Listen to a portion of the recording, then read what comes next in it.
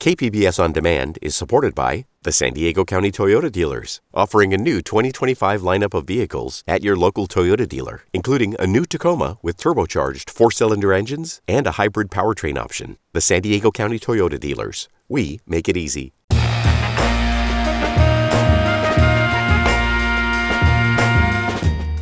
Welcome in San Diego. It's Jade Hindman. You know, there are so many influences on our local economy. Today, we'll talk about what's shaping it and where it's headed. This is KPBS Midday Edition, connecting our communities through conversation.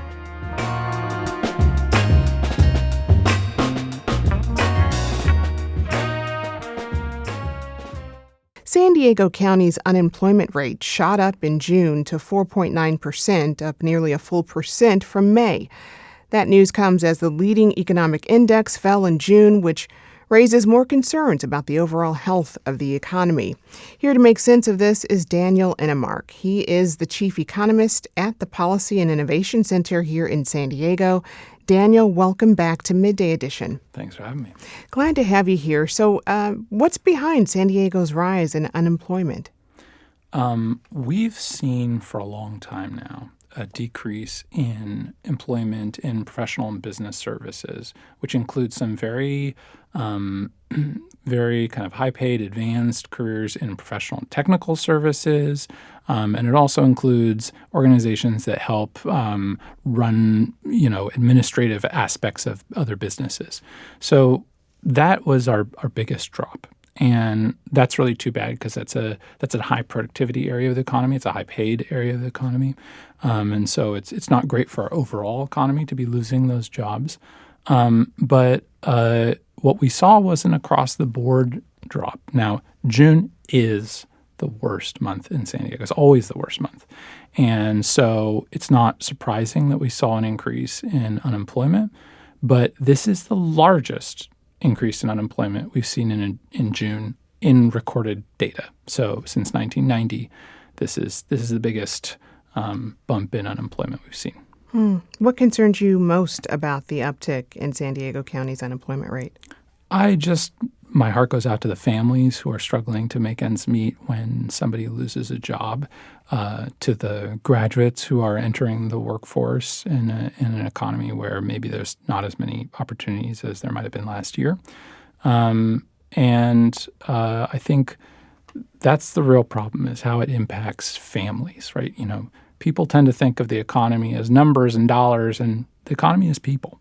And so when the unemployment rate goes up, it means that there's more families who are struggling to make ends meet, but it also means when the unemployment rate's higher that it's typically going to be harder to find a job when you lose one, which means the duration of unemployment increases. If you lose your job when the economy is not doing quite as well, it's going to be harder to find that next job.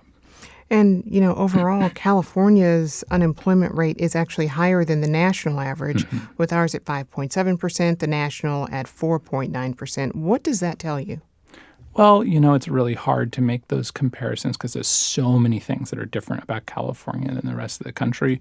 We have a more diverse population. We have a great variety in the amount of education that people have. We have in many ways, pro-cyclical economy where when it booms, it really booms, and when it busts, it really busts.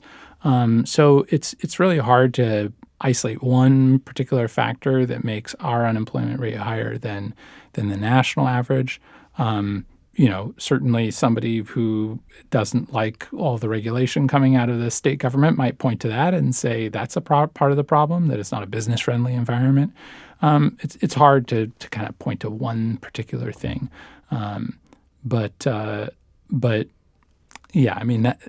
Fortunately, our unemployment rate is significantly lower than the state average. Here in San Diego? Yeah, that's right. Mm-hmm. Yeah. All right. Well, while unemployment is one economic marker, tourism is another. So here we are, middle of the summer. How is the tourism industry looking for San Diego County? So one of the bright spots in this report is actually leisure and hospitality. So we've seen employment in leisure and hospitality increase, and it will continue to increase probably through August, which is its typical peak. And we are within a couple hundred jobs of the pre-pandemic high. So we just lost a ton of tourism and hospitality jobs during the pandemic, and it's been a rough and difficult climb back from the nadir right during the pandemic back to where we are. And so my guess is that next month we'll see employment finally exceed its pre-pandemic high, which will be cause for celebration. Yeah. Well, San Diego's hotel tax went up in May. What effect do you think that'll have?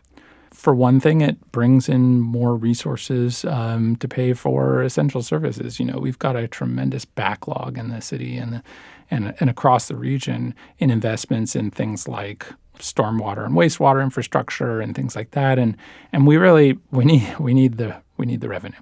So that's a positive thing. Of course, no industry wants to be taxed. So I'm sure that if you brought in hotel owners, they might not love this, but San Diego does have the third highest hotel occupancy of any major American market. It's only behind Oahu and New York City.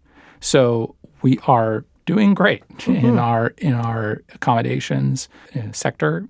It's a very, very strong sector of the economy. Given that, the San Diego City Council is currently considering a proposal to raise the minimum wage for hospitality workers to $25 an hour. What are some of the considerations you'd take in evaluating that proposal? Yeah, that's a great question. Traditionally, people who don't like higher minimum wages say, they imagine that maybe a business has a set amount of money to spend on workers. And if you increase the minimum wage, then they're just going to have to hire fewer workers because, they're going to blow through that labor budget on a smaller number of workers. It turns out that's not really the case. If you look at the economics literature, the research literature, typically increases in minimum wages don't lead to decreases in overall employment. There are some cases where maybe teenagers or other people who are kind of marginally employed might see fewer hours or something like that. But typically, the negative impacts are not as great as we might imagine them to be. Whether this is the right policy for California is a question way above my pay grade, or for San Diego. That's not up to me to decide. But I would say that we have a very, very healthy accommodations industry here, and maybe it is the case that they cannot afford to provide excellent quality services and also pay their workers living wages. If that's the case, that's disappointing. But my hope is that is possible. $25 an hour, about $50,000 a year, right? It's hard to make ends meet in San Diego on that. Most measures, and there's a variety of measures from MIT and the University of Washington about kind of a self-sufficiency wage, or what's the lowest wage that you can make and meet your basic financial obligations without government assistance. For a single adult with no dependents, typically that's going to be somewhere in $21 to $25 an hour, right? So what we're talking about is for somebody who doesn't even have kids, who has nobody who's relying on them, this is really just enough to make ends meet. It's difficult in San Diego. The cost of living is so high, and particularly the cost of housing. And so I'd love to see us living in a world where everybody who's doing the essential work that we all rely on is compensated in a way that allows them to live independently. Well, in keeping with tourism, it is Comic-Con week in San Diego, and I'd like to talk about its impact on our local economy. Here's what San Diego Convention Center's Maren Doherty told our John Carroll earlier this week. We see an economic impact here of more than $160 million, including the direct and indirect spending from visitors, the hotels, the restaurants, the bars, buying things at local boutiques. All of that is what goes into that economic impact. So can you tell us more about Comic-Con and what an event like this really means for the local economy? Yeah, the first thing I can tell you about it is that it's a blast, and I encourage you to go. And if you can't afford tickets or find them, that's really the hard time, is tracking them down. Just go and hang out and see everybody dressed up outside, and it's a blast.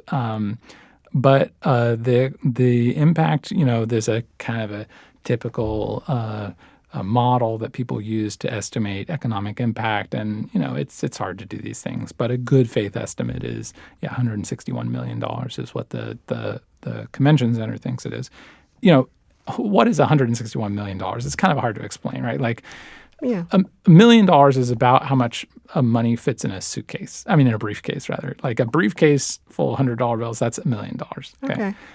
A bus full of $100 bills is $1 billion, right? Okay. So, 160 suitcases or briefcases full of $100 bills. I mean, I don't know. Like, how do you imagine? Most of us never interact with $160 million. So if I just throw that number out there, I mean, what does it mean? I think on a personal level, what it means to people in the region is that restaurant owners and retail shops and people who are selling goods and services in the region, many of them see a big bump, and that's great.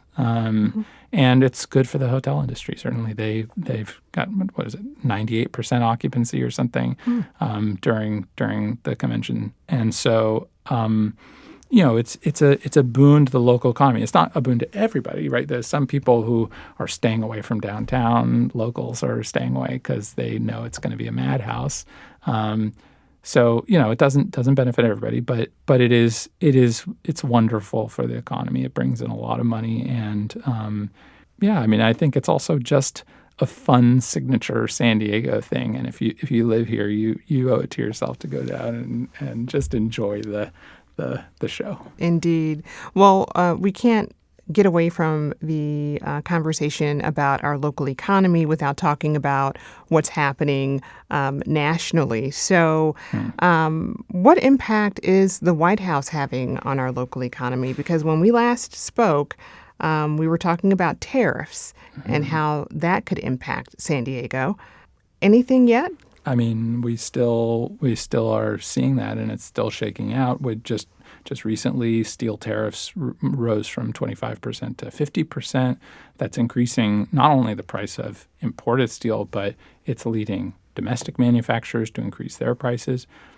One of the things that's really interesting is, sometimes you think, hey, we could protect the workers in this industry if we put a tariff on goods that are coming in from out of the country. But often those goods, particularly like steel, are essential inputs for other industries.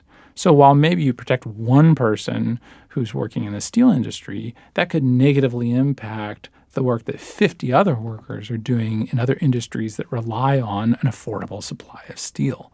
And so that's a real challenge when you increase prices. And we had a moment of high inflation. And the real goal is to make sure that we get back to 2% inflation, which is what we consider to be stability, before people start to create internal expectations that for the long term, inflation is going to be high. And so that's why the tariffs are so problematic, is because they increase the price of goods, right? Lots of articles about how Walmart has increased the prices of many of their goods. And, you see steel prices going up, which results in car prices going up and all of that stuff, right? So the tariffs are really problematic because they create this challenge with inflation, which the Fed has to fight with high interest rates, which decreases businesses' willingness to invest. So you see how it's this whole chain process, right? Sure. This is how the economy works, is there's this incredibly intricate chain of causality that works through the economy. And when somebody comes and says, we're going to, slap huge tariffs on all these countries, it might not be obvious. Well, that's going to require the Fed to keep interest rates high so that inflation doesn't increase. And when interest rates are high, then businesses don't invest, and then business don't invest, then people don't get hired, and then people don't get hired, then they don't have money to spend, and then the economy shrinks, right? So it's hard to kind of explain in a nice buttoned-up way. Sure, yeah. This really complex machine that the economy truly is. So much to cover here that we didn't make it all through the questions that I had, but I know this is going to be a continuing conversation, hopefully on a weekly basis or something. So we'll definitely talk again soon. I've been speaking with Daniel Enemark. He's chief economist at the Policy and Innovation Center. Daniel, thank you so much for your expertise. Thanks for having me.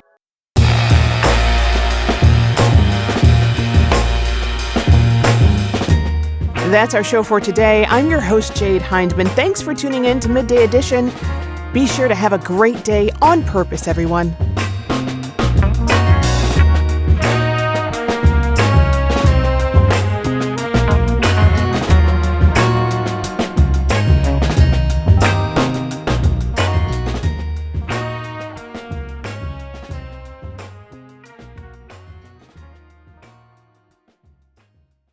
KPBS On Demand is supported by Markel Design and Remodeling, helping homeowners with their home remodeling needs. From ADUs to kitchen remodels, room additions, and custom homes, Markel Design and Remodeling can help homeowners design and build their dream homes. More at trustyourhometous.com.